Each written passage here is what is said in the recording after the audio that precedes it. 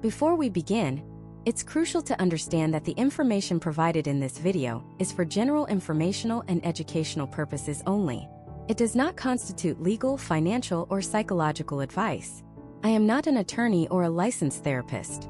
The content of this presentation is not a substitute for professional advice from a qualified attorney, financial advisor, or mental health professional who can assess your unique and specific situation.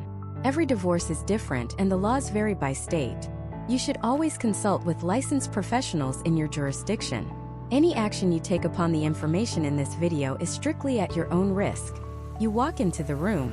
The air is thick with a mixture of stale coffee and years of unspoken resentment.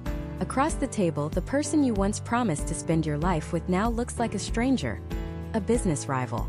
In the middle sits the mediator, a calm, neutral party whose job it is to help you and your soon-to-be ex untangle a life you wove together, thread by painful thread. Your heart is hammering against your ribs. Your palms are slick with sweat. A tidal wave of questions crashes over you. Am I going to lose the house? How often will I see my kids? Is this person going to try and financially ruin me just out of spite? That feeling, that cold, terrifying dread of the unknown, is exactly why you're here. Because most people walk into divorce mediation completely blind, and they end up making catastrophic mistakes that cost them tens of thousands of dollars, months of their lives, and their emotional sanity. But it does not have to be that way. Not for you. This video is your strategic guide, your roadmap through the minefield.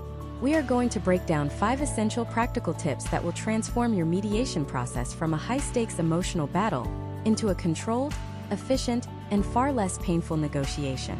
By the time this video is over, you will have a concrete plan. You will know how to prepare, how to communicate, and how to control the room, even when you feel like you have no control at all. You will learn how to sidestep the common traps that drain bank accounts and how to focus on the only thing that matters: securing the best possible outcome for your future. This isn't just about getting through your divorce. It's about getting through it intelligently, with your dignity and your finances intact. So let's get straight to it. The first tip is the absolute foundation for everything else. If you get this one thing wrong, the other 4 tips won't matter. It is the single most important mental shift you must make. And it is this: you must treat your divorce mediation like a business meeting, not a therapy session. I'll say it again because it's that important. This is a business meeting, not a therapy session. The purpose of this meeting is not to relitigate your marriage. It is not the time to prove who was right and who was wrong. It's not the place to get an apology, to seek vengeance, or to find emotional closure. Trying to get those things in a mediation room is like trying to buy groceries at a hardware store. You're in the wrong place, and you will leave frustrated and empty-handed. Think about it. The mediator is charging you and your ex a combined rate of maybe $300, $400, even $500 an hour or more. Do you really want to spend $500 an hour to argue about who forgot to take out the trash in 2017? Or to rehash the disastrous vacation with the in-laws? Every minute you spend on past grievances is literally money being set on fire. Money that could be going towards your new life, your children's future, or your retirement. The goal of this business meeting is singular: the orderly dissolution of a financial and domestic partnership. That's it. It's a transaction. You are 2 co-founders dissolving a company you built together.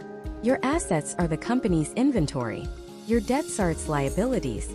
Your children are your most important stakeholders, whose well-being must be prioritized above all else. Your spouse is no longer your romantic partner. For the purposes of this meeting, they are the other party in a negotiation. This mental detachment is your superpower. It's your armor. When you walk into that room with a business mindset, your entire approach changes. You come prepared with an agenda, not a list of complaints. You bring documents, not drama. You focus on data, bank statements, property values, income reports, not on accusations and feelings.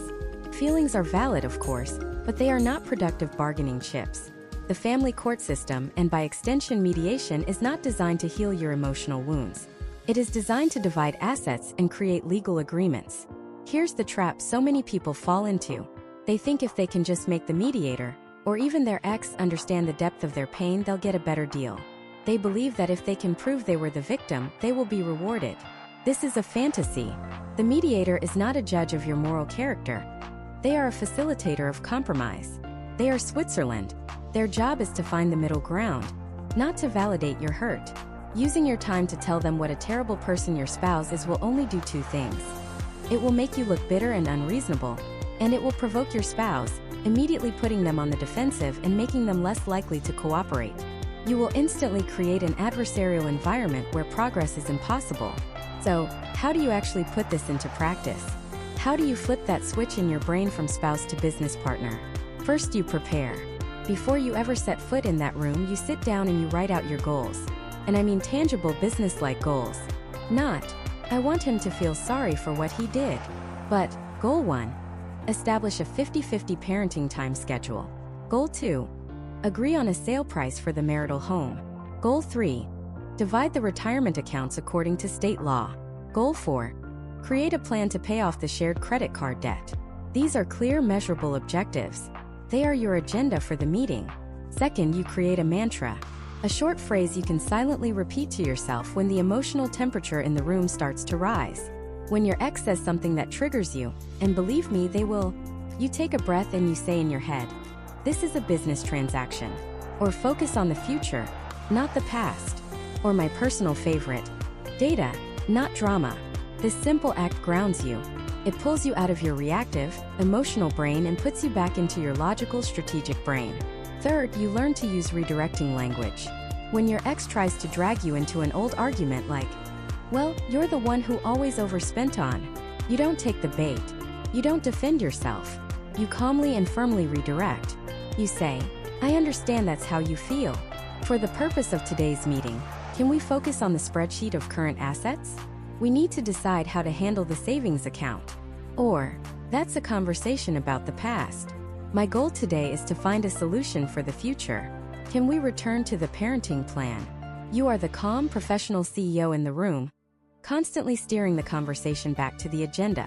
This not only keeps the meeting on track, but it demonstrates to the mediator that you are the reasonable party focused on resolution. That, right there, gives you an incredible amount of leverage. This single shift in perspective is the most powerful tool you have. It will save you thousands, if not tens of thousands of dollars in legal and mediation fees. It will save you countless hours of stress and agony. And most importantly, it will help you secure a fair agreement efficiently, so you can finally close this chapter of your life and begin the next one with your resources and your sanity intact. Adopting this business-first mindset is your first and most critical step toward a smoother divorce. A fair agreement efficiently, so you can finally close this chapter of your life and begin the next one with your resources and your sanity intact. Adopting this business-first mindset is your first and most critical step toward a smoother divorce. Now, what does every successful business dissolution require? A full and transparent accounting. You wouldn't sell your half of a company without first seeing the balance sheets, the profit and loss statements, and a complete inventory of assets. Doing so would be financial malpractice. And yet, this is exactly what people try to do in divorce all the time. This brings us to our second equally critical tip. Get your financial ducks in a row before you ever sit down at the mediation table. This isn't just a good idea. In the United States, it's the law. The legal term is full and frank financial disclosure, and it's the bedrock of any enforceable divorce agreement. Think of it this way: your marital estate, everything you and your spouse acquired during the marriage, is a pie. The goal of mediation is to figure out how to slice that pie fairly. But you can't slice a pie if you don't know how big it is, what ingredients are in it, or if half of it is hidden in another room. Trying to mediate without a complete financial picture is like asking a doctor to diagnose you without telling them all of your symptoms. They might make a guess, but it won't be accurate and it could be dangerous. In divorce, that danger comes in the form of an unfair agreement, future legal battles, and the soul-crushing discovery, years down the road, that you were cheated out of what was rightfully yours. The consequences for hiding assets are severe.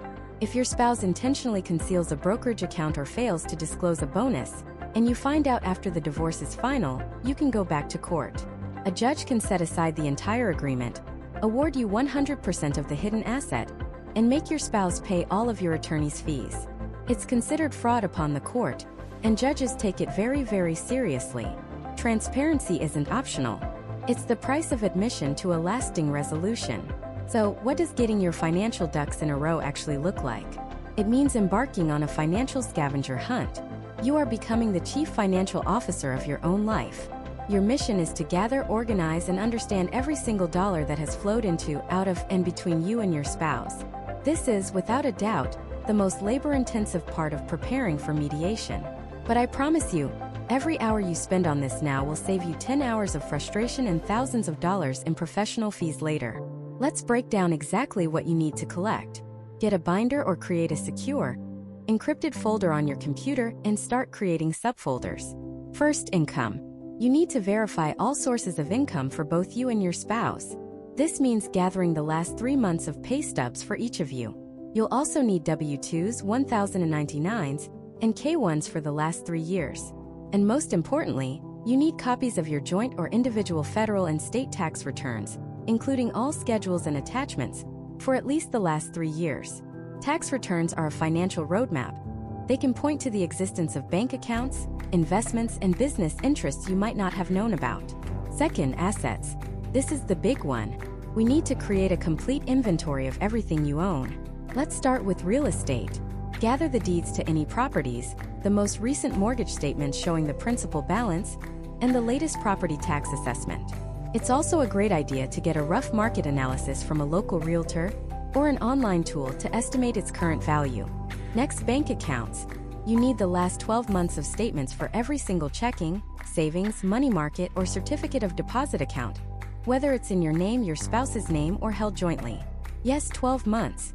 This helps establish patterns of income and spending and ensures no large sums of money have mysteriously vanished right before the divorce process began.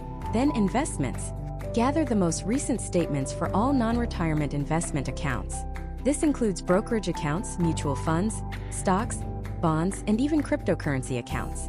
You need to know not just the current value, but also the cost basis, what you paid for the asset, as this has significant tax implications.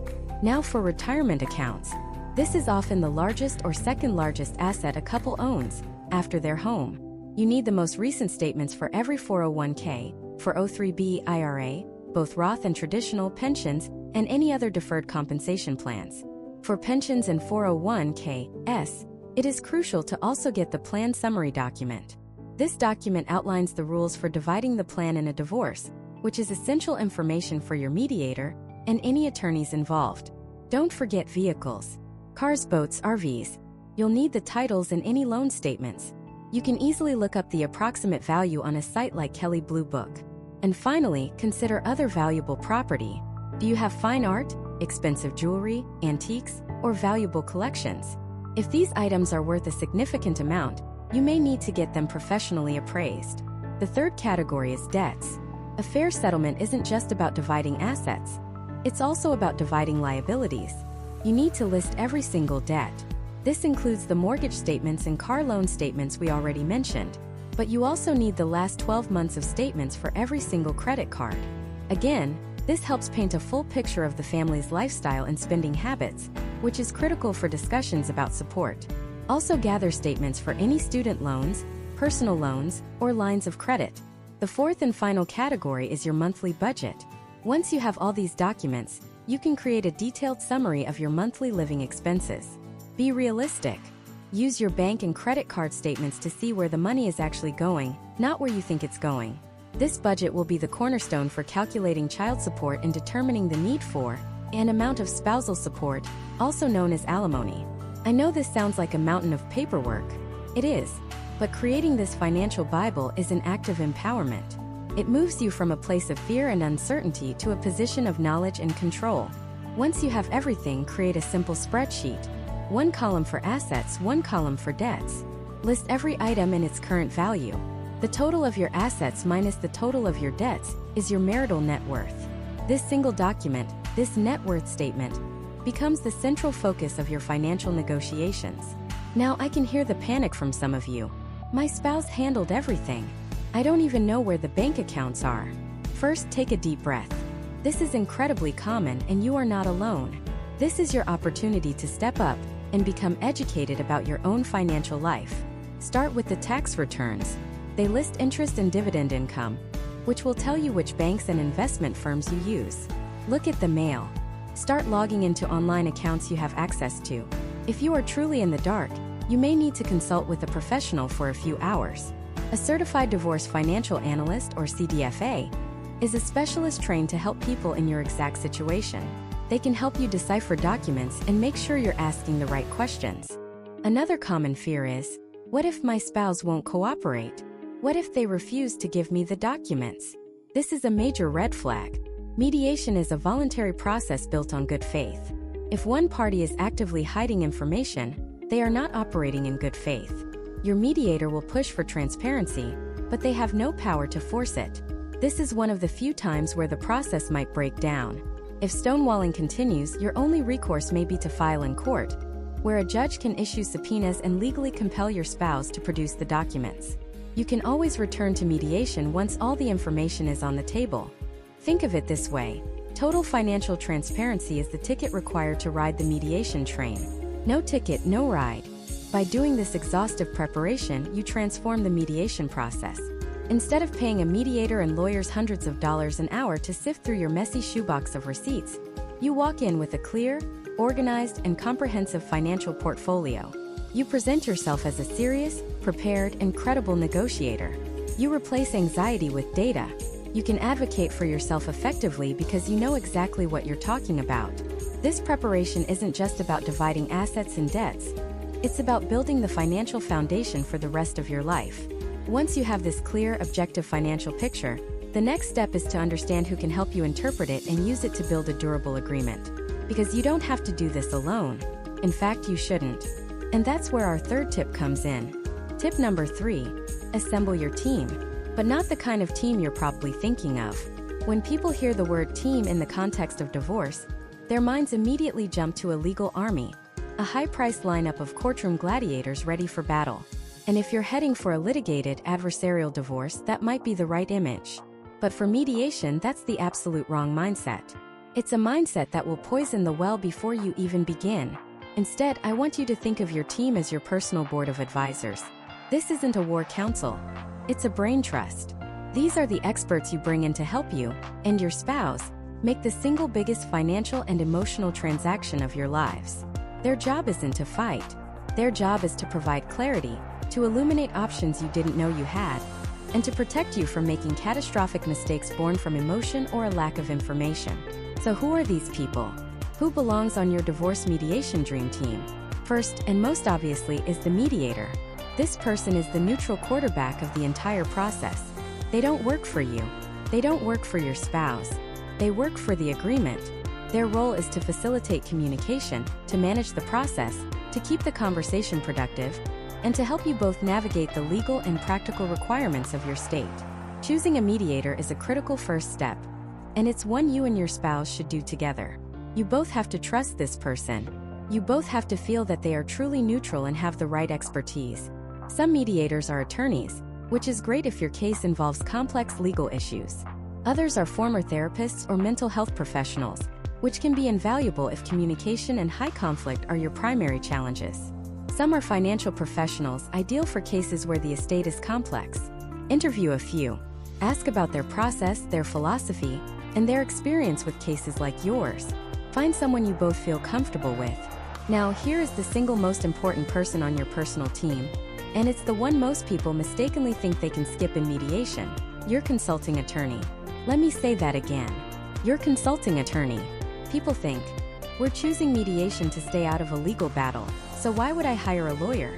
It's a logical question, but it's based on a dangerous misunderstanding. A consulting attorney in a mediation is not a litigation attorney. They play a completely different role. Think of them as your coach on the sidelines. They aren't on the field throwing punches. They're with you in the background, reviewing your strategy, explaining the rules of the game, and making sure you don't agree to something that will hurt you in the long run. The mediator, remember, is neutral. They cannot give either of you legal advice. They can't say, "Hey Sarah, that's a really bad deal for you on the alimony, you should push back." Their job is to help you reach an agreement, not to ensure that agreement is in your best interest. That's the job of your consulting attorney. You'll meet with them privately before mediation sessions to prepare. You'll talk to them after a session to debrief and strategize for the next one. And most importantly, before you sign anything at all, they will review the proposed settlement agreement with a fine-tooth comb to ensure your rights are protected and the language says what you think it says. Hiring a mediation-friendly consulting attorney isn't a sign of mistrust in the process. It's a sign of wisdom. It's the insurance policy that allows you to participate in the mediation with confidence, knowing you have an expert in your corner. The next key player, especially after you've done the hard work of gathering all your financial documents from our last tip, is a neutral financial professional. Specifically, I highly recommend looking for a CDFA, which stands for Certified Divorce Financial Analyst. This is not your regular accountant or your wealth manager. A CDFA is a specialist. Their entire world is the short-term and long-term financial consequences of divorce settlement options. They are wizards at taking that mountain of financial data you collected and turning it into a clear, understandable picture of your future. They can create projections that show you what your life will actually look like 5, 10, or 20 years down the road under different settlement scenarios. What happens if you keep the house versus selling it? What are the tax implications of different ways of dividing retirement accounts? How does this alimony proposal actually play out when you factor in inflation and taxes? These are not questions your mediator or even most attorneys are equipped to answer in detail. A CDFA is. Let me tell you about a couple. We'll call them Mark and Sarah. They had been in mediation for 3 months and were on the verge of giving up. They were stuck, completely deadlocked on the house. Sarah had an intense emotional attachment to it. It's where they raised their kids. She couldn't bear the thought of leaving. Mark was purely practical. He had a Zillow printout and was convinced they couldn't afford to keep it, that they had to sell and split the cash. Every conversation was a fight. Sarah felt Mark was being cold and heartless. Mark felt Sarah was being irrational and emotional. The mediation was failing. Finally, their mediator suggested they jointly hire a neutral CDFA. They reluctantly agreed. The CDFA took all their financial data, the mortgage statement, the property taxes, their income, their projected post-divorce budgets, and he did something magical. He built a model. He showed them 3 different scenarios. Scenario 1. Sell the house now. He mapped out the net proceeds, the taxes, and what each of their financial lives would look like. Scenario 2. Sarah keeps the house. He showed them exactly what her budget would look like. It was tight, dangerously so. He showed Mark how much of the other assets he'd have to give up to make it happen. Seeing it in black and white, Mark felt validated, but Sarah was just devastated. But then the CDFA presented Scenario 3, a creative option neither of them had ever considered. He proposed that Sarah keep the house for 3 more years, until their youngest child graduated high school. They would refinance to pull out some of Mark's equity now, giving him capital to get a new place, and they would agree to a firm sale date 3 years in the future, with a clear formula for splitting the proceeds at that time. He ran the numbers. He showed them how this was not only financially viable, but it met both of their core needs. It gave Sarah the emotional runway she needed and honored her desire to give the kids stability. And it gave Mark the financial certainty and fairness he needed. That one meeting with a CDFA didn't just save them thousands on a failed mediation. It saved their ability to co-parent. It turned them from adversaries back into partners in the process of uncoupling their lives. That is the power of the right expert.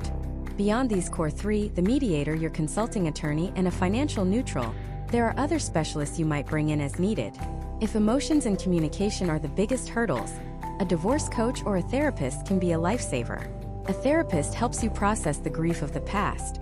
A divorce coach is more forward-looking, helping you develop communication strategies and emotional regulation skills to get through the business of divorce. If you own a home, don't rely on Zillow. Get a formal appraisal from a certified appraiser that you both agree on. If there's a family business, you'll need a business valuation expert. Building this team isn't about spending more money. It's about investing strategically to avoid costly mistakes. A few $1,000s spent on the right advice up front can easily save you tens or even hundreds of thousands of dollars, and a world of regret down the line. The key is that every single person you bring onto your team must be mediation friendly. They must understand and support the collaborative goal, not try to blow it up and drag you into court. When you're interviewing them, ask them directly, "What is your philosophy on divorce mediation?" Their answer will tell you everything you need to know about whether they belong on your board of advisors. With this expert team in place, you're no longer just guessing or operating from a place of fear. You're operating from a place of knowledge, clarity, and strength. And that brings us to the single most important, most practical, and let's be honest, most dreaded tip for a successful mediation. Do your homework. Specifically, the financial homework. This is our 3rd major tip, and it's the bedrock upon which your entire agreement will be built. If your team of advisors is your brain trust, then this next step is the intelligence they need to operate. Without it, they're flying blind, and so are you. Many people think mediation is just about sitting down and talking through feelings and figuring out who gets the couch. It's not. At its core, divorce is a financial transaction. It is the unwinding of a complex economic partnership, and you cannot successfully unwind that partnership until you know exactly what it consists of. This is the part where you transform from a passenger in your financial life to the pilot. It's about gathering, organizing, and understanding every single dollar that has flowed in and out of your marriage. We're talking about a full, unblinking, no stone unturned financial deep dive. And I know for many of you that sounds terrifying. Maybe one spouse handled all the finances, and the other is completely in the dark. Maybe you're ashamed of the debt you've accumulated. Maybe you're afraid of what you'll find. Or maybe you're just overwhelmed by the sheer volume of paperwork. I get it. Every single one of those feelings is valid. But I want to reframe this. This isn't just a chore. This is the single most empowering action you can take for your future. This is where you reclaim your power. Knowledge isn't just power. In a divorce, it's security, it's stability, and it's your ticket to a new beginning on solid ground. So where do you start? You start by creating a complete inventory of your marital estate. Think of it like a meticulous audit of your life together. It breaks down into 3 main categories: assets, liabilities, and cash flow. First, let's talk about assets. What do you own? This is everything of value that you and your spouse acquired during the marriage. We start with the obvious ones: the house, the cars, the checking and savings accounts. Easy enough. But you have to go deeper. Much deeper. What about retirement accounts? We're talking 401ks, 403bs, IRAs, pensions. You need the most recent statements for every single one. What about non-retirement investment accounts? Brokerage accounts with stocks, bonds, mutual funds, ETFs, cryptocurrency wallets. You need to know what's in them and what they're worth. And we're still just scratching the surface. Do you have a small business? That business is an asset, and it needs to be valued. Do you have stock options or restricted stock units from an employer? Those are assets. Life insurance policies with a cash value? That's an asset. What about the less obvious things? The stuff. Jewelry, art, valuable collections, whether it's wine, watches, or rare comic books. If it has significant value, it needs to be on the list. Even things like frequent flyer miles and credit card reward points can be considered marital assets in many states and can have substantial value. You need to think like a financial detective, piecing together the complete picture of what you, as a couple, have built. The second category is liabilities. What do you owe? This is just as important as what you own, because debt must be divided too. Again, start with the obvious: the mortgage on the house, any car loans. Then dig into the credit card statements. All of them. Store cards, major credit cards, everything. Even if a card is only in one spouse's name. If the debt was accumulated during the marriage for marital expenses, like groceries, vacations, or home repairs, it's almost always considered marital debt. What about student loans? This can be tricky. Were they taken out before the marriage or during? Who benefited from the degree? This is a perfect example of a question to bring to your consulting attorney. You also need to list any personal loans, loans from family members, lines of credit, and tax debt owed to the IRS or the state. The goal here is a brutally honest accounting of every single penny you owe to anyone, anywhere. Hiding a debt is just as damaging as hiding an asset. You need a full picture of the hole you might need to dig out of, individually or together.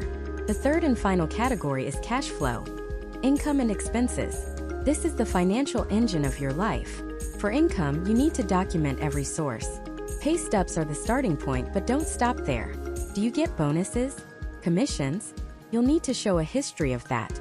Do you have a side hustle or a small business that generates income? That needs to be documented. What about investment income like dividends or interest? Or rental income from a property? You need a crystal clear picture of every dollar coming into the household each month. On the other side of the ledger are your expenses. This is where you create a budget. And I mean a real detailed look yourself in the mirror budget. You need to track where every dollar goes.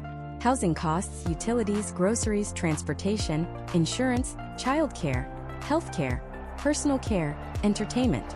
You need to know what it actually costs to run your household and to live your life. This isn't just an academic exercise. This document, often called a statement of income and expenses or a financial affidavit, is the primary tool used to determine things like child support and spousal support, also known as alimony. The mediator can't help you figure out a fair support number if they don't know what you earn and what you spend. Trying to negotiate support without this information is like trying to perform surgery in the dark. It's reckless and will almost certainly lead to a bad outcome. So you gather all of this information. You get the last 3 years of tax returns, the last 12 months of bank statements, the most recent statements for every account. You put it all into a spreadsheet. You fill out your state's required financial disclosure forms. It's a mountain of paper. It's overwhelming. And you might be asking yourself, is all this really necessary? The answer is an unequivocal yes for 3 critical reasons.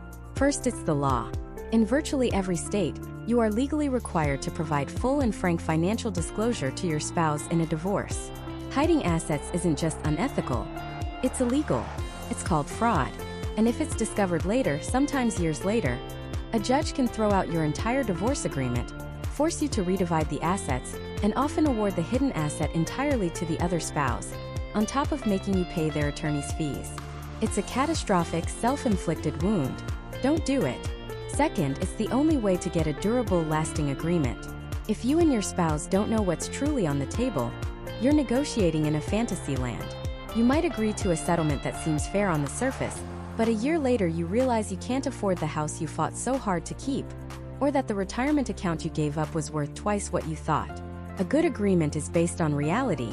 This financial deep dive is your map of that reality. And third, it builds a foundation of functional trust for the mediation process. When you walk into that first mediation session with your financial documents perfectly organized, with every account disclosed, you are sending a powerful message. You're saying, I am here to negotiate in good faith. I am not hiding anything. I am ready to solve this problem. It immediately changes the tone from adversarial to businesslike. It replaces suspicion with information. It allows the mediator to stop being a detective and start being a problem solver. This process is your responsibility. Your lawyer can guide you, your financial advisor can help you make sense of it, but you are the one who has to gather the documents. You are the one who knows where the accounts are. Start now. Create a binder. Make a checklist. Use a spreadsheet. It will be tedious. It will be emotional. When you look at a credit card statement, you won't just see numbers. You'll see the dinner where you first talked about separating, or the cost of the vacation you took to try and fix things. Acknowledge those feelings. Talk to your therapist about them, but do not let them stop you from doing the work. Because at the end of this process, you will have something more valuable than any single asset on that list. You will have clarity. You will understand your own financial life, perhaps for the first time ever.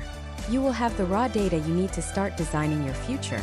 You'll be able to walk into that mediation room not with a vague sense of fear and uncertainty, but with a clear, factual, and undeniable picture of your financial world. You've assembled your team. You've done the exhaustive financial homework. You've mapped the entire territory. But mapping it is one thing. Navigating it is another. Now that you have all this information, how do you use it? How do you talk about it without starting a war?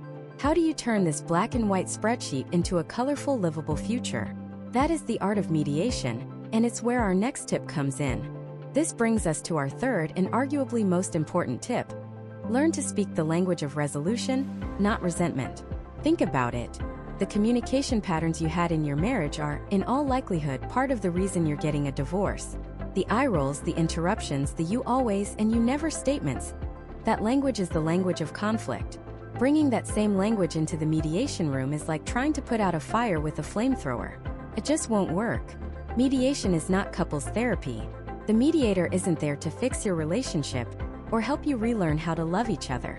They are there to help you dismantle a legal and financial partnership in the most efficient and least destructive way possible. And to do that, you need a new temporary language, a business-like way of communicating that is focused solely on one thing: reaching a deal. The first rule of this new language is to banish the word you whenever possible, especially when it's followed by an accusation. You were always reckless with money, or you never cared about this family. What happens the second you say that? A wall goes up. The other person stops hearing anything you say and starts preparing their defense, their counterattack. The conversation is over before it even begins. Instead, you adopt the language of I. You replace accusations with expressions of your own feelings and needs. Let's take that money example. Instead of, you were always reckless with money, try this. When I look at the credit card debt, I feel overwhelmed and scared about the future. I need to understand how we can create a plan that ensures I have financial security moving forward. Do you feel the difference? The first one is an attack. The second is a statement of fact, your feelings, and a clear expression of a need. It doesn't blame. It identifies a problem. It invites a solution instead of a fight. This single shift from you statements to I statements can radically change the entire tone of your mediation. It moves you from being adversaries slinging mud to two people sitting on the same side of the table, looking at a shared problem and trying to figure it out. But this goes even deeper than just the words you choose.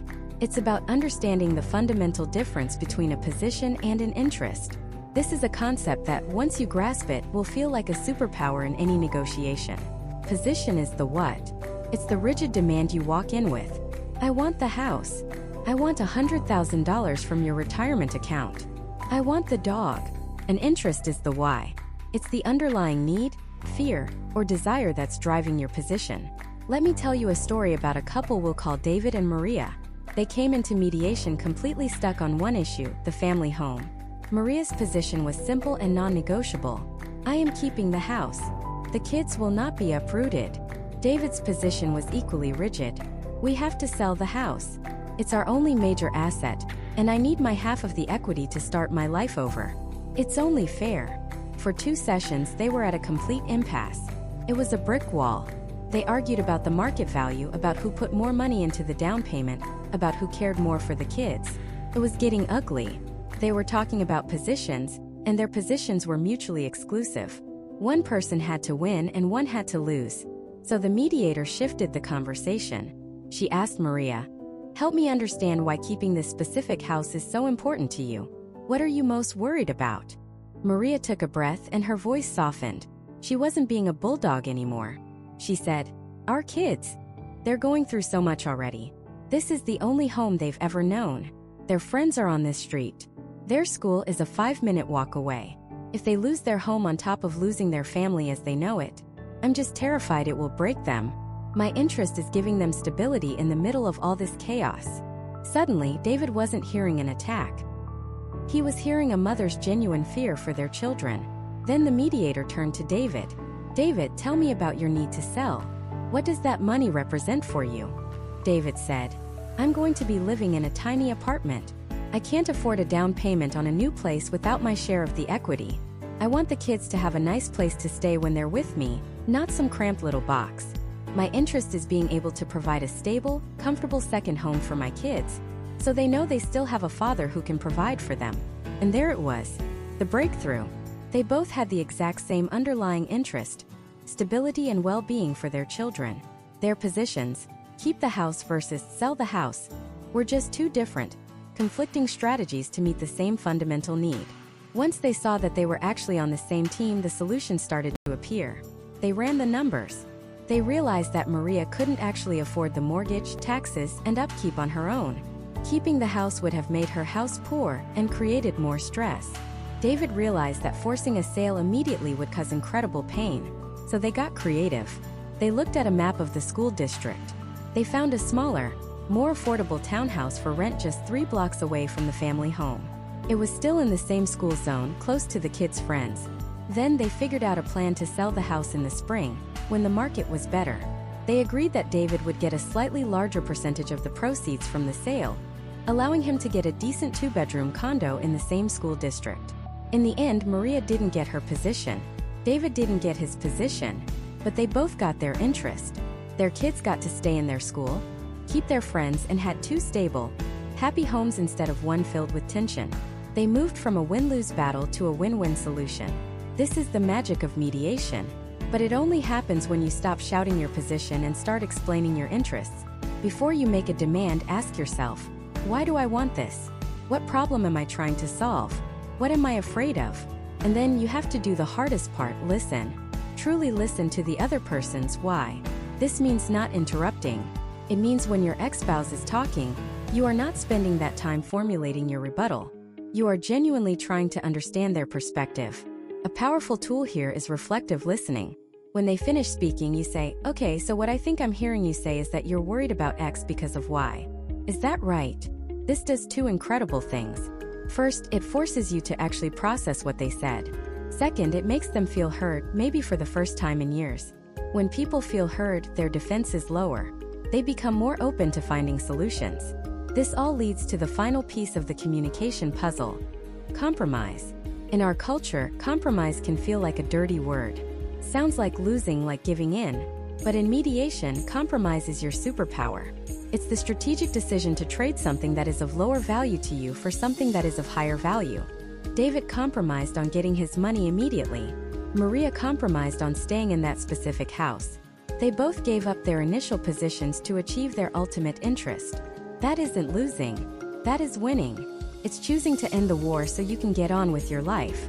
It's choosing a workable future over a bitter, principled stand that leaves everyone scorched. Because here's the alternative. If you can't agree in mediation, you go to court. And in court, a judge who doesn't know you, doesn't know your kids, and has only a few hours to review your entire life, will make all of these decisions for you.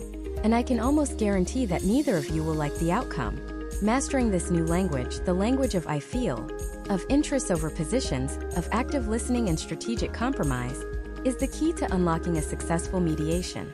It allows you to take that cold, hard spreadsheet of assets and debts and collaboratively design a future that works. But there's one area where these negotiations become more emotionally charged than any other. It's the place where positions and interests are most deeply intertwined with love, fear, and identity. We're talking, of course, about the children.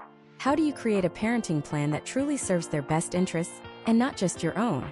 The answer is, you have to perform one of the most difficult emotional and intellectual shifts of your entire life.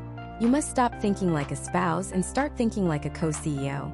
Your marriage might be over, but your business partnership, the business of raising a healthy, well-adjusted human being, has just entered its most critical phase.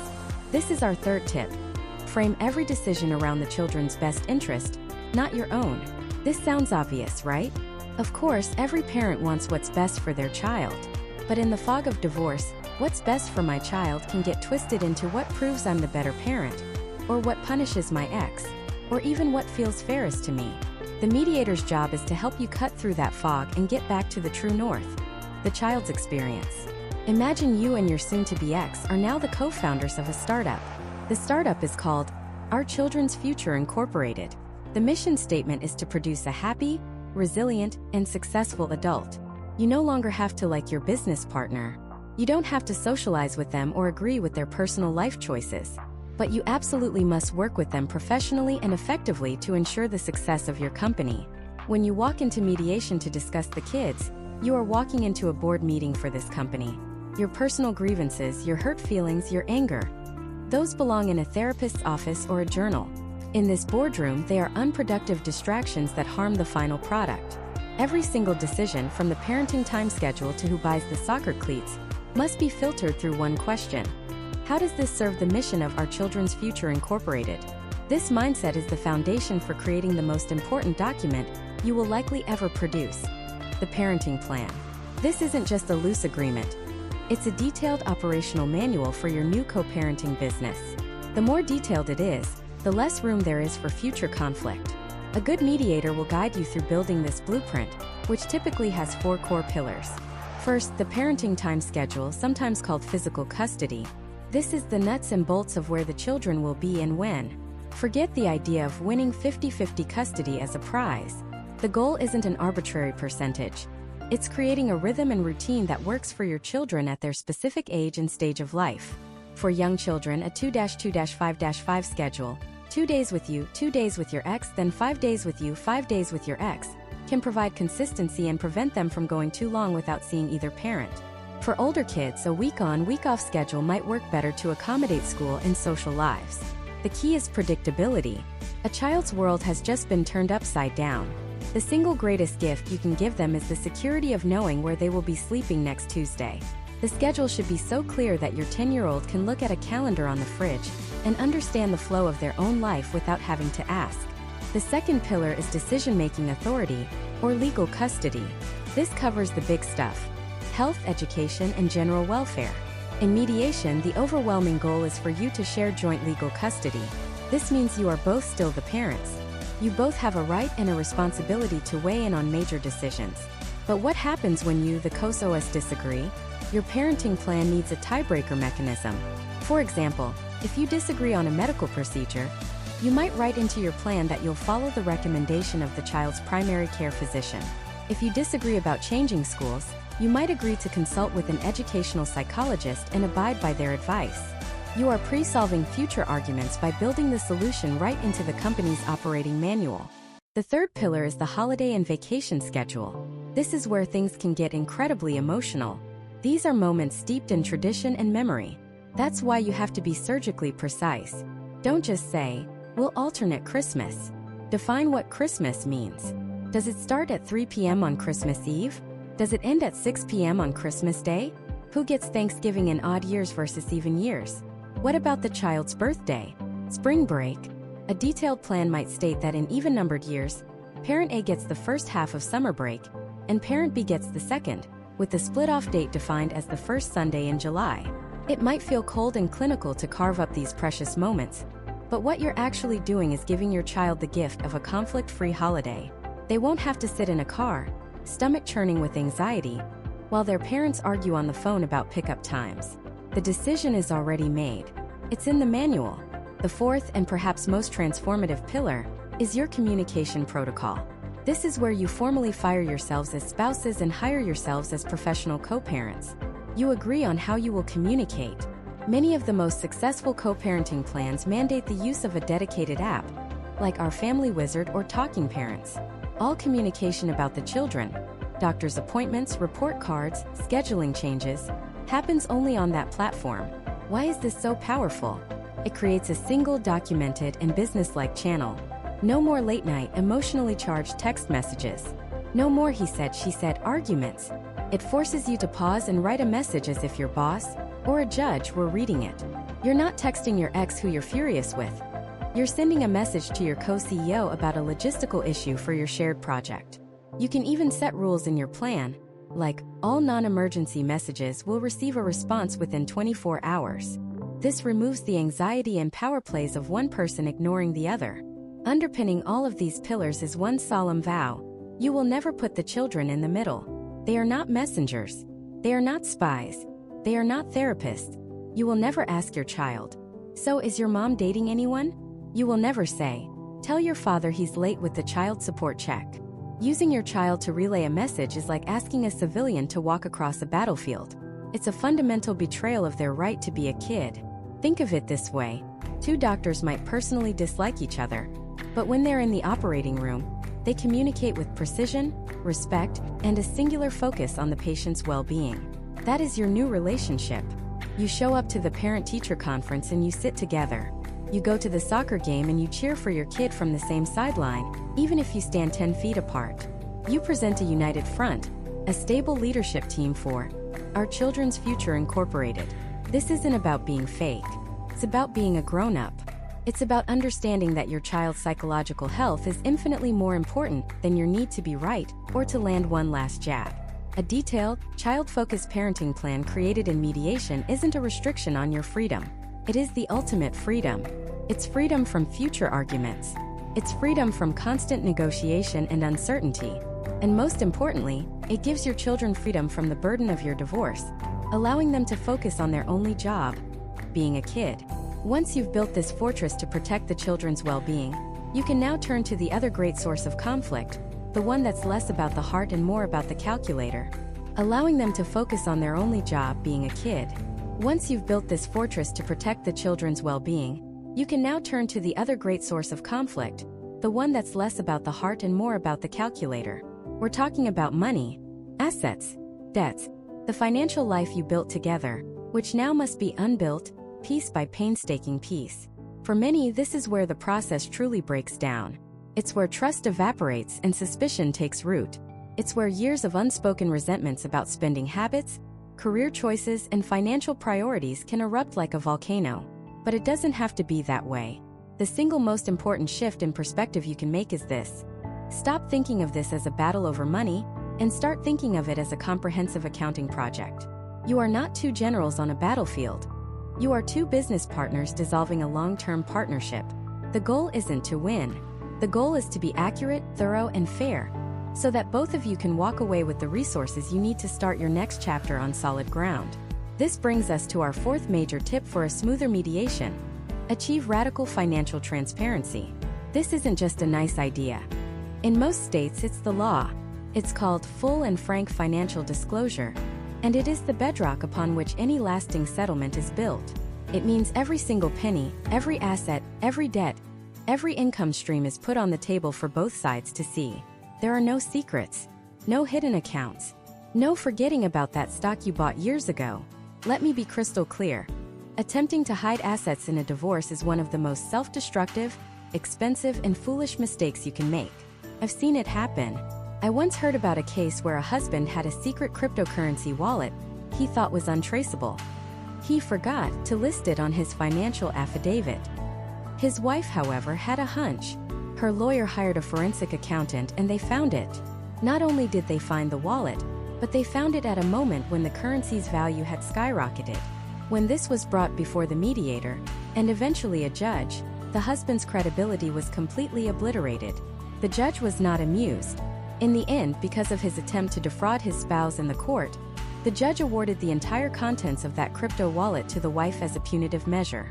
His attempt to hide a $50,000 asset ended up costing him over $250,000, not to mention thousands more in legal fees to get to that point. He tried to be clever and ended up paying a massive stupid tax. The moral of the story is simple. Transparency is not just ethical, it's strategic.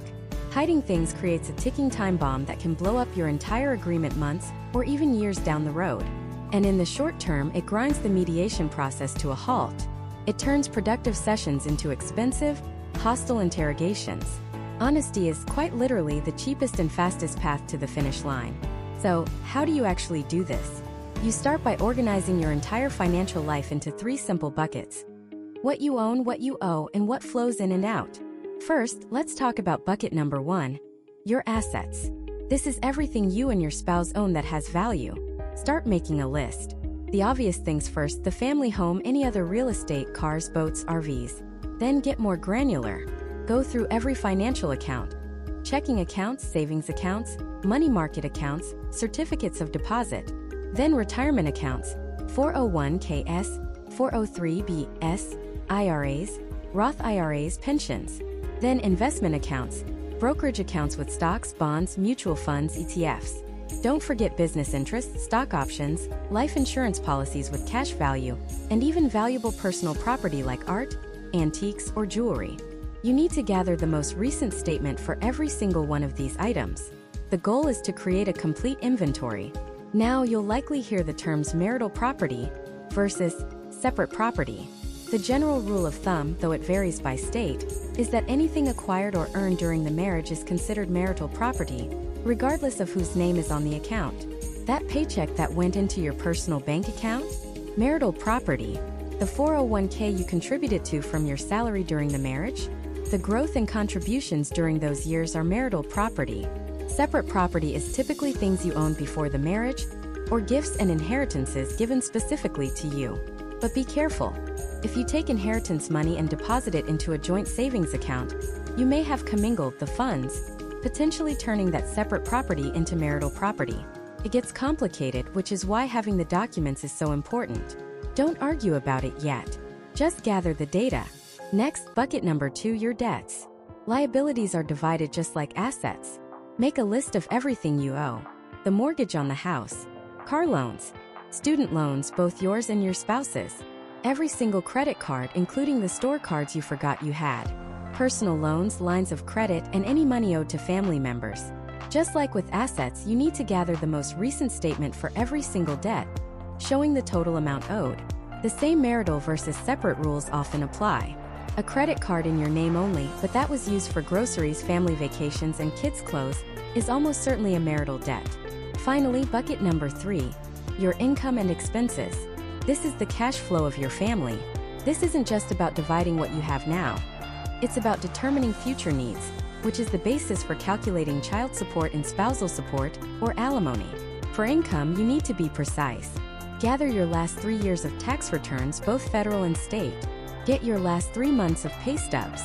If you're self-employed or own a business, you'll need profit and loss statements and balance sheets. For expenses, you need to build a budget that reflects your family's standard of living during the marriage. This is where many people get lazy, and it's a huge mistake. Don't just guess.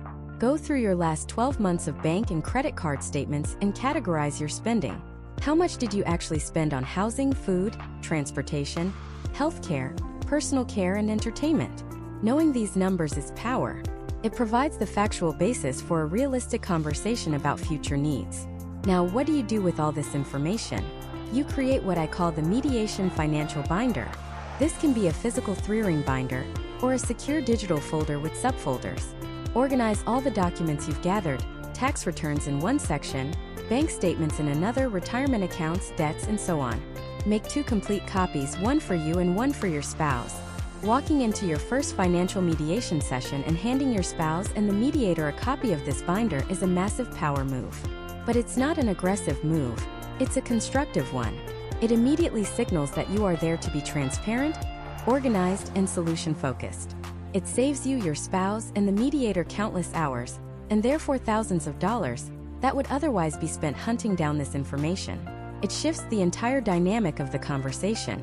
Instead of arguing and speculating, "I think the 401k is worth around this much," or "I don't know what we spend on groceries," you can simply turn to page 27 of the binder and say, "According to the December 31st statement, the 401k balance was X, and according to our spending analysis, our average monthly grocery bill is Y." This replaces emotion with evidence. It replaces accusation with accounting. It transforms a potential battlefield into a shared spreadsheet. You create a single source of truth that you can both work from. Once you have this complete, objective map of your financial world, the arguments about money transform. They stop being about suspicion and accusation, and they start being about something much more constructive: negotiation. And how you approach that negotiation, well, that's where the real art of mediation begins. And that art, that powerful shift from fighting to problem solving, is built on one of the most profound and effective negotiation principles ever conceived. This brings us to our fourth and arguably most transformative tip. Focus on interests, not positions. That might sound like some fuzzy, abstract jargon from a business seminar, but I promise you, understanding this one single concept can be the difference between a soul-crushing, expensive battle and a respectful, efficient resolution. It is the master key that unlocks cooperation. Let's break it down. A position is what you say you want. It's the demand. I want the house. I want 50% of the 401k. I want the kids every weekend. These are fixed, concrete outcomes. When you and your spouse both walk into a room and plant a flag on your positions, you create a battlefield. For you to win, they have to lose. If you get the house, they don't. If you get more money, they get less. It's a zero-sum game.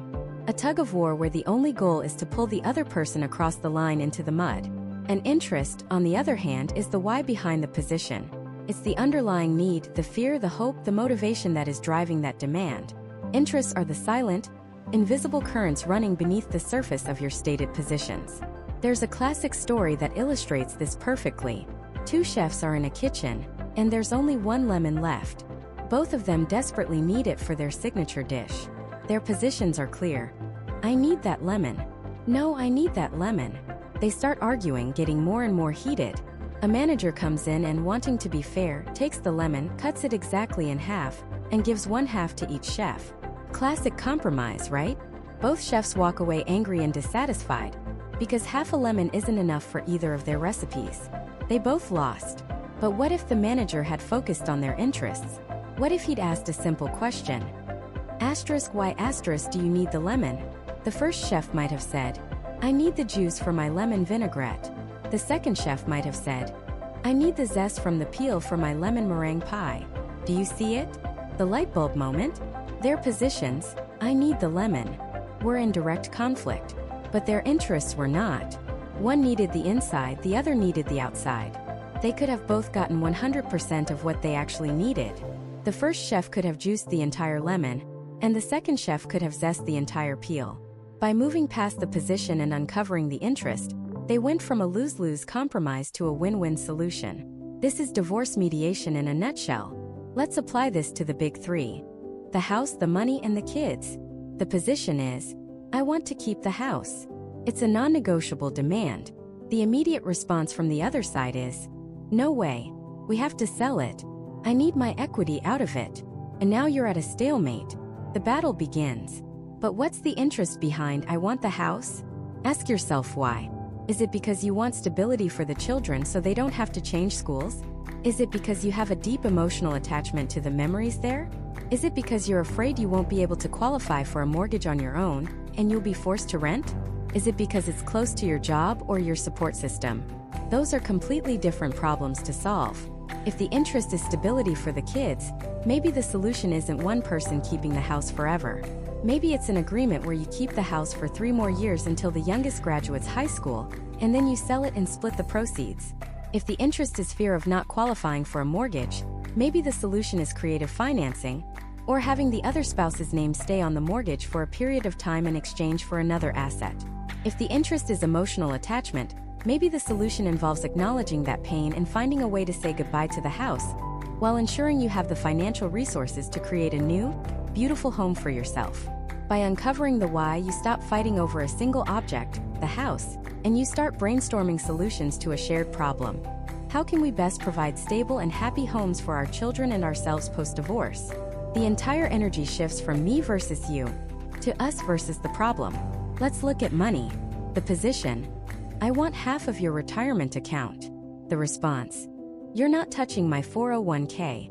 I earned that. Again, instant conflict. But what's the interest? The interest is likely. I am terrified about my financial future. I gave up my career to raise our family, and I need to know that I will be secure in my old age. When you hear that, it's no longer an attack on your hard-earned money. It's a statement of vulnerability and fear. A human need. The other spouse's interest might be, I've worked my whole life for that retirement, and I'm afraid if we split it, neither of us will have enough to actually retire. Now you're not fighting over a pile of money. You're working on a mutual problem. How do we structure our assets so that we both have the best possible chance at a secure retirement?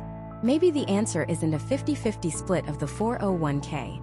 Maybe one person takes a larger share of the retirement accounts, while the other takes the bulk of the equity in the house because that gives them the cash they need now. Maybe it involves spousal support for a time to allow the lower-earning spouse to get back on their feet. The options multiply once you stop fighting over the lemon and start talking about why you need it. This is most critical when it comes to your children. The position. I demand a 50-50 custody schedule. This language immediately turns parenting into a math problem about possession. You're fighting over time over a commodity. The interest, however, is almost always the same for both parents. I love my children and I want to be an active, present, and influential parent in their lives. I am terrified of losing my connection with them. When both parents realize they share the exact same fundamental interest, the fight over the calendar can stop. The conversation becomes, okay, we both want to be deeply involved. How do we design a parenting plan that makes that happen, considering our work schedules, the kids' activities, and what's least disruptive for them?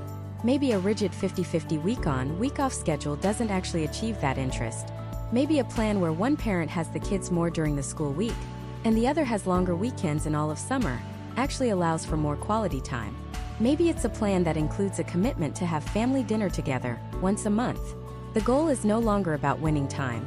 It's about co-creating a new family structure where the children feel loved and supported by two fully engaged parents.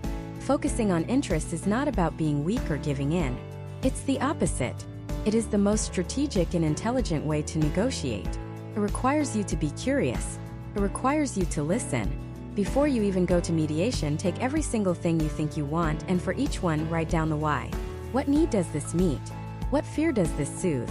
And in the mediation room, when your spouse makes a demand that makes your blood boil, take a breath. And before you counter with your own demand, try to get curious. Ask the mediator, can we explore the reasons behind that? I want to understand what need that would meet for them. This is not a trick. It is a genuine attempt to find the path to the win-win solution, to find the way you can both get the whole lemon. It changes the game from a test of power to a test of creativity. And that shift in perspective is what allows you to build a durable, respectful agreement that actually works for your new life, instead of just winning a battle that leaves you both bleeding on the floor. But to do this, to have these vulnerable, interest-based conversations, you have to be able to control the emotional climate in the room. You have to manage your own reactions, and that requires a tool so powerful it can feel like a superpower. It's the one thing you have total control over, and it's the one thing that will dictate the entire tone of your mediation. And that superpower is emotional discipline. This brings us to tip number 4. Master your emotions, master the outcome. Let's be brutally honest. A mediation room is an emotional pressure cooker. Years of history, hurt, frustration, and love turned sour are all sitting at that table with you.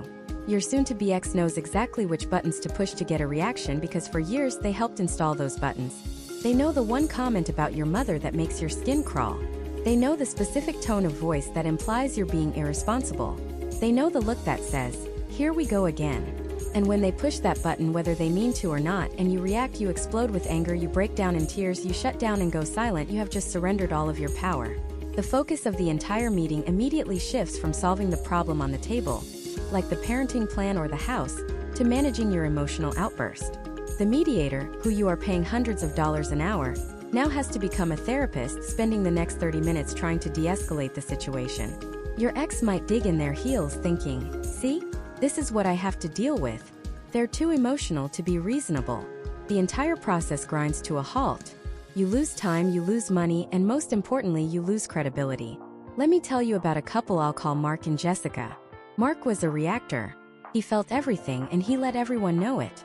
He wasn't a bad guy, he was just passionate.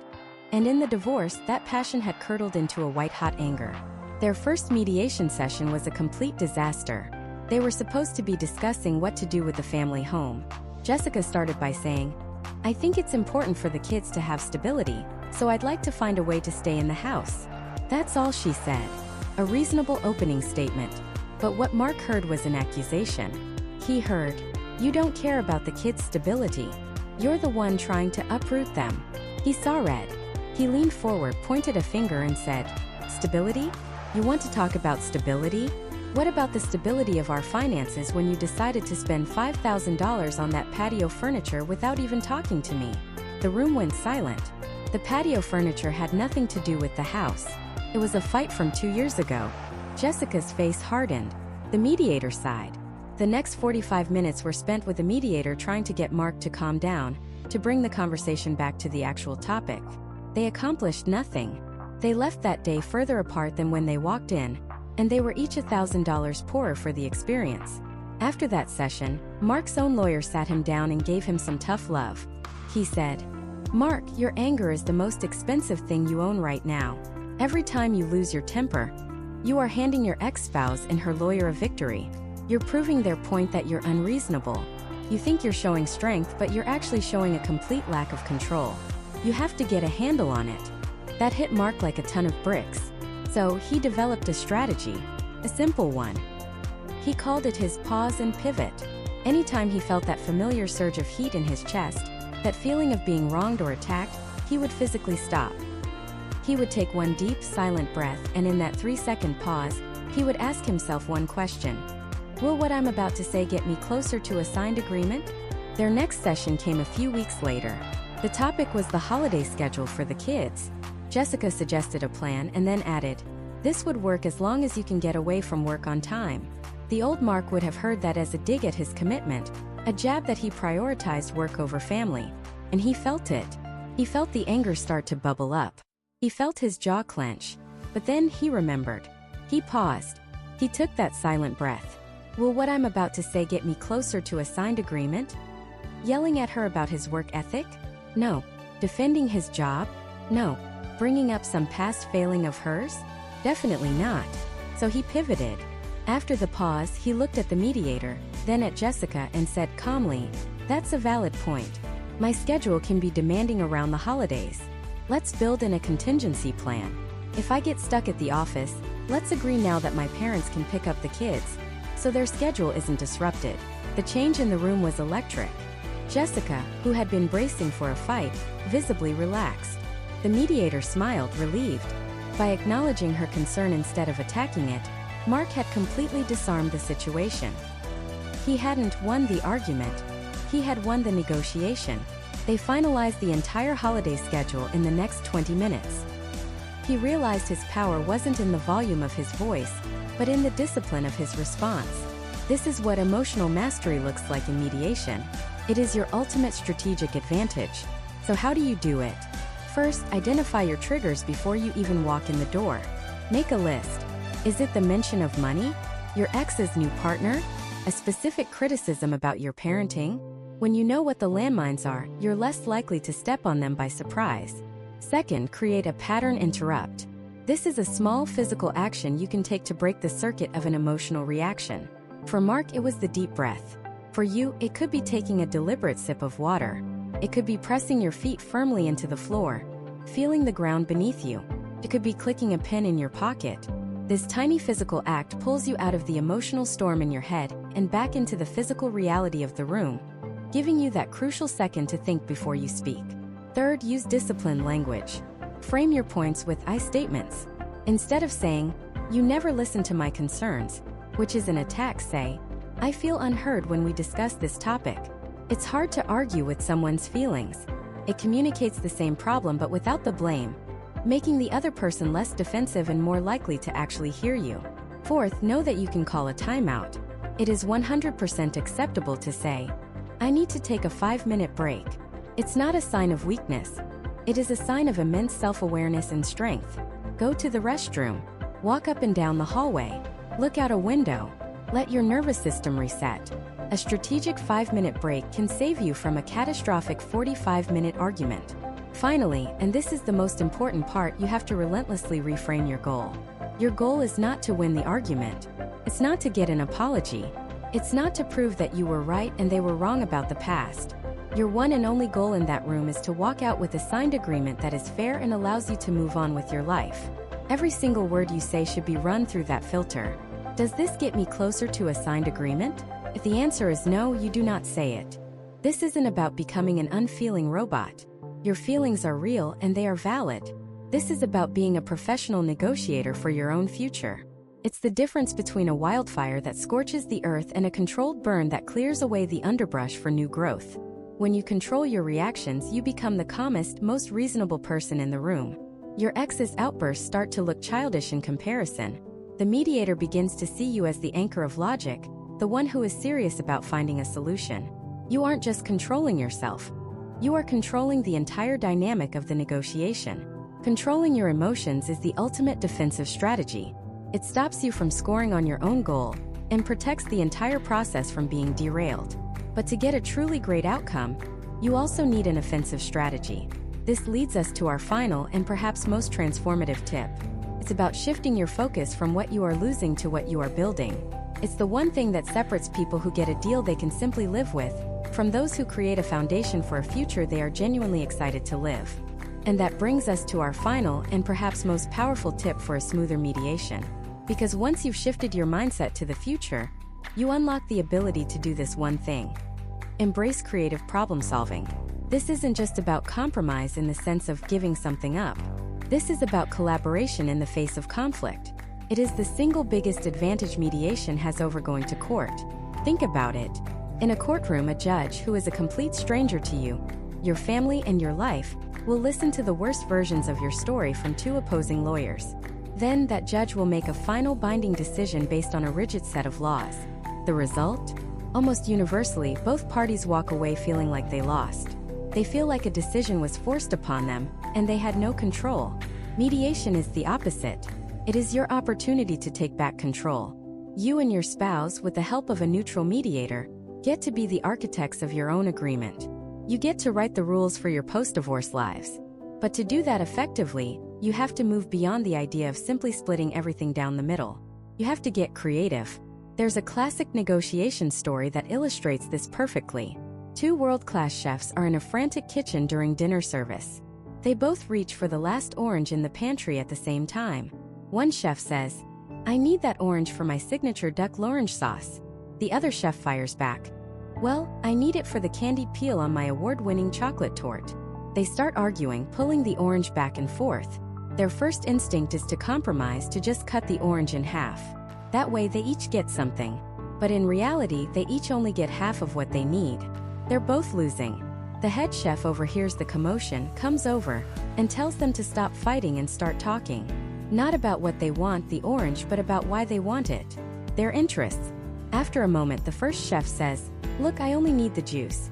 I'm just going to squeeze it and throw the peel away." The second chef's eyes light up. "Are you kidding me? I only need the peel.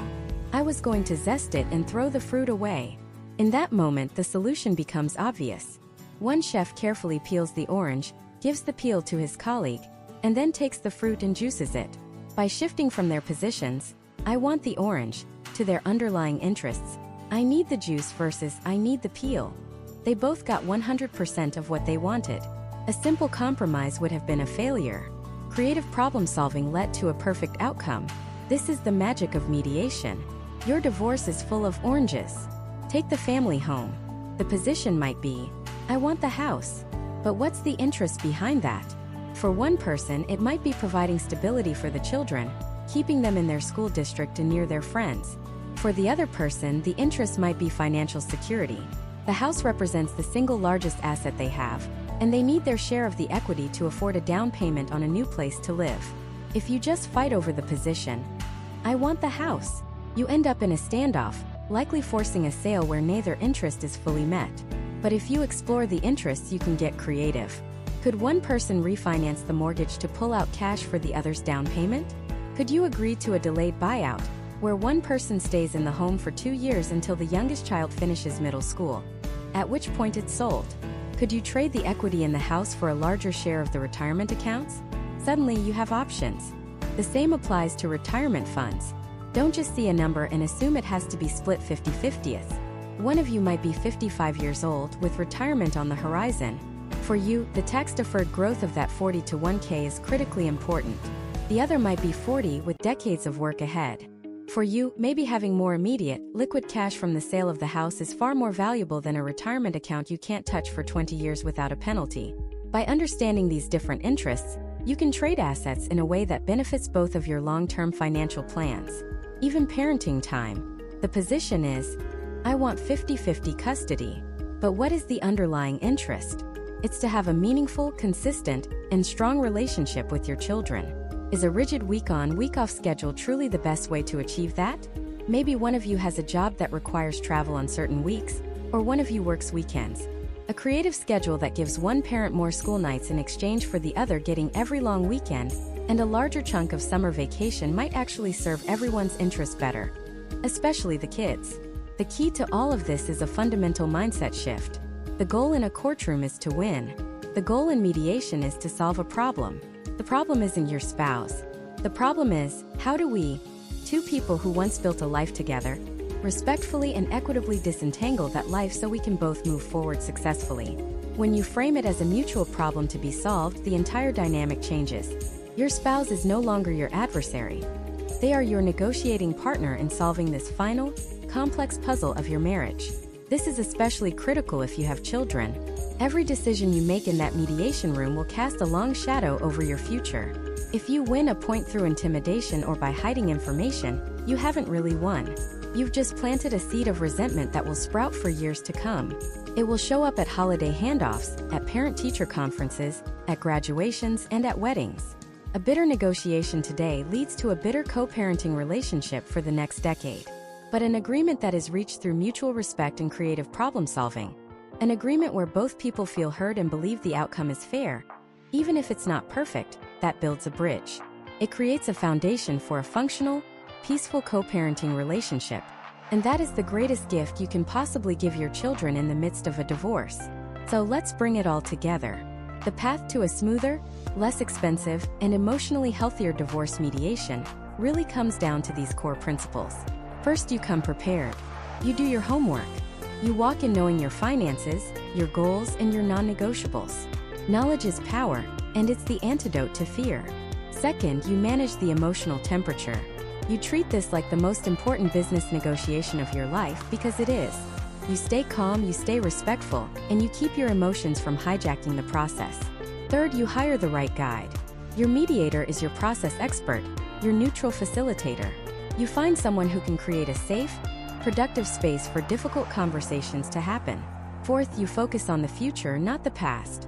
You cannot change what happened, but you have complete control over what you build next. You use the mediation to design the blueprint for your new life. And finally, you embrace creative problem solving. You look past the positions to understand the true interests, yours and theirs. You look for the win-win, for the elegant solution, for the way to give both of you what you truly need to move on. Divorce is not the end of your story. It is the end of a chapter. Mediation is the process of negotiating how that next chapter begins. It is your first best chance to take control, to write the terms of your own peace treaty, and to design the foundation of a life that is authentically, unapologetically yours. It is difficult. It is emotional. But by following these steps, you can walk out of that process not just with a legal agreement, but with a sense of closure and a clear path forward. You can turn one of life's most painful transitions into a deliberate act of creation. And that is a power that no court, no conflict, and no past can ever take away from you.